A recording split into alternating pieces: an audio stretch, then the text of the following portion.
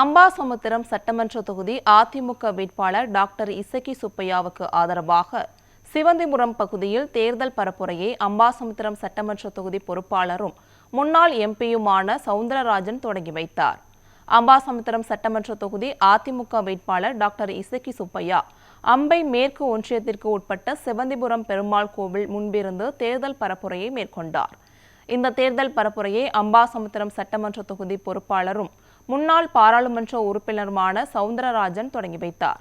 இதில் அம்பை மேற்கு ஒன்றிய கழக செயலாளர் பிராங்க்லின், பாலமுருகன், ஒன்றிய மாணவரணி செயலாளர் முத்துராமன் மற்றும் கிளை கழக நிர்வாகிகள், முன்னோடிகள் உள்ளிட்டோர் கலந்து கொண்டனர்.